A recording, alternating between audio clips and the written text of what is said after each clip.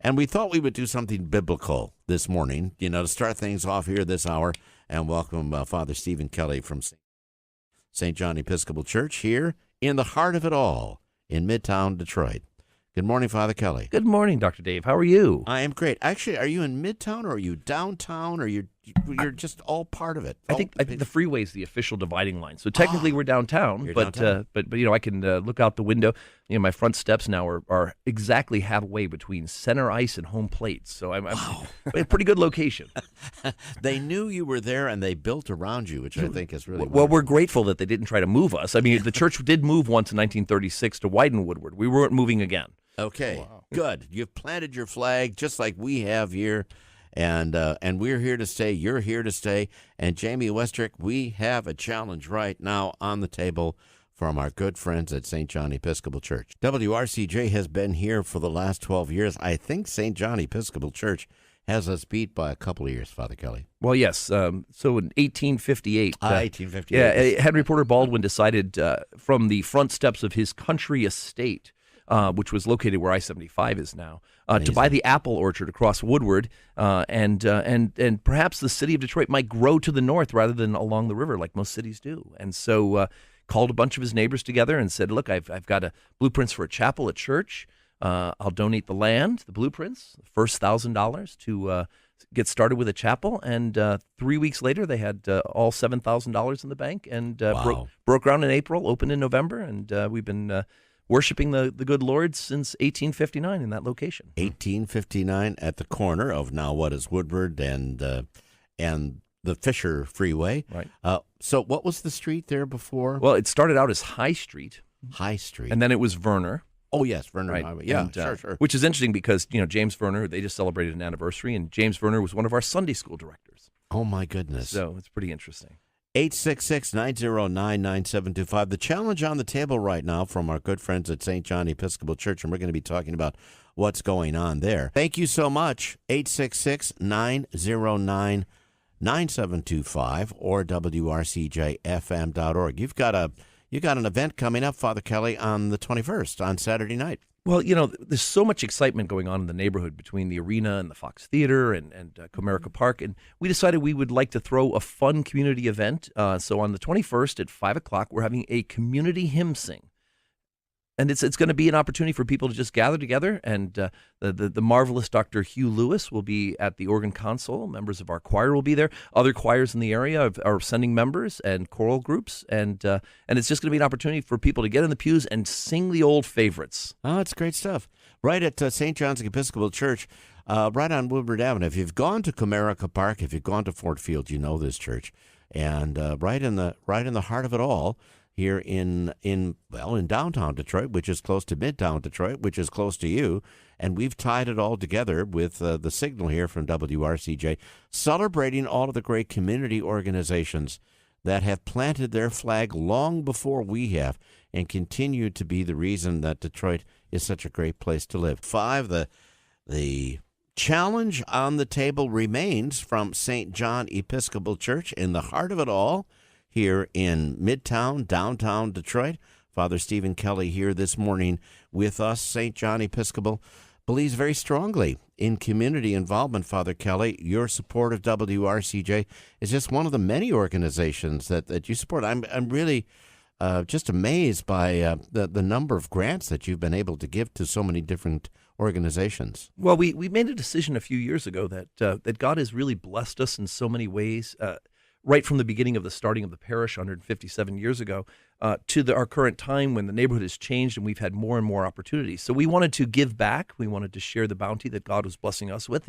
You're in your pledge drive time. We're in our stewardship time. And we're asking people to acknowledge that what they have is a gift from God, and that He would like you to be generous with that. And so we've been able to help organizations like the Mercy Education Project, the Hamtown Farms, various the NOAA, the homeless organization, work from Central Methodist, our neighboring church, because there are great opportunities for us to help other people, to give them a hand up and to help them to get on their way, dealing with everything from education to homelessness to food issues. And it's really been a great opportunity for us to reach out and connect with our community around us. Well, we want to remain here as a local radio station, as part of this community. 866-909-9725. The challenge remains on the table from St. John Episcopal Church. They feel strongly enough about WRCJ to put $1,000 on the table and matching your gifts. An event upcoming again. Let's just mention what's coming up on the 21st at St. John's. Yes, on Saturday, the 21st of October, we are having our community hymn sing, and that is an invitation for everybody in the Metro Detroit area to come down to St. John's. We have a wonderful new 950-car parking garage directly behind the church, so free parking for the event. And then we're just going to sing hymns. It's just plain fun. To be able to sing all of the classic hymns. Dr. Hugh Lewis will be with us on the faculty at Hope College is our regular choir master of the choir and the organist, and he will be leading the singing along with members of our choir and other choirs that are joining us.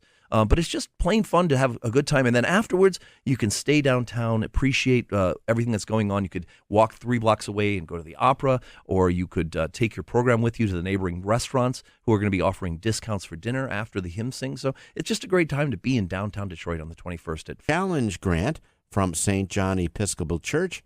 That's been on the table this morning, and they're inspiring you to call us right now. Father Stephen Kelly is here from St. John Episcopal Church. We were talking about rebirth and renewal and how wonderful it is to see the changes, the positive changes that are happening. But that doesn't occur without people kind of really, it hasn't happened automatically. It's been hard work. People have rolled up their sleeves and made the commitment. Yes, it's been exciting to see. I mean, obviously names like the Illiches and Dan Gilbert and the larger community partners, but it's also been really exciting to see grassroots organizations beginning to take root and to flourish and to reach out and to incorporate people into all of the growth. It's very exciting. And the churches themselves, Historic Trinity Lutheran, St. Paul's Cathedral Church, St. John's, groups like this that have been able to persevere at times when the neighborhoods were really rough and minister to whoever God put on our door then. And now, we're all starting to see some of that the fruit of that be as the neighborhood has changed. And yet we're still, working from the grassroots up to help to bring people to the Lord and to help to strengthen, renewal the spirit of the city. If we didn't if everything's nice and glitzy and we have no soul, then what good is it, right? Absolutely true. And it's so touching to hear and so important to hear about the work that your church is doing with grants to neighborhood organizations that really impact people on an everyday level. It's not just about all the glitz, as you say, that's going on, but the needs that have to be met. And we never should forget that. That's right. And we want people to know that St. John's and really the churches themselves, we exist for the people who aren't yet members. So we are not just ministering and not just doing things for ourselves. Obviously, our primary purpose is to glorify God through our worship, through instruction, to teach people about Jesus Christ and to help them to become saints. Honestly, that's our goal as members of the body of Christ, is to become saints. And yet, we also have to exist for those who are not quite outside, not quite there yet, and have physical needs, who have emotional needs, who have spiritual needs, and there are ways that we can minister to them as well, either inside our doors or outside our doors. Well, to make that connection with people, Father Kelly, throughout the metropolitan Detroit area. Yeah, I'm looking over your shoulder and seeing the names of some of my parishioners. It's good. And I see names of parishioners who aren't up on there yet. They must have pledged earlier in the week. I'm sure that must be it. So, but we're excited to be able to help. 866-909-9725. We will say thank you with great music. WRCJ FM and HD1 Detroit. It's 9 o'clock. We thank Father Stephen Kelly for being here this morning.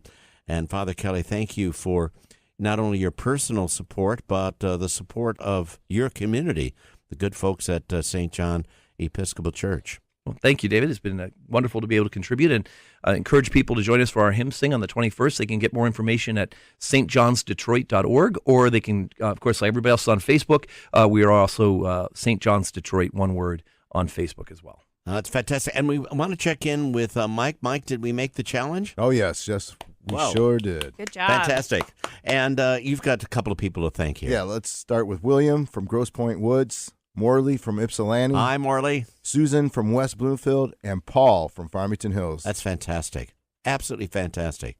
Well, thanks again to Father Kelly. Thanks again to all our folks at St. John Episcopal Church. And we will continue on thanks to you and your support of your public radio station.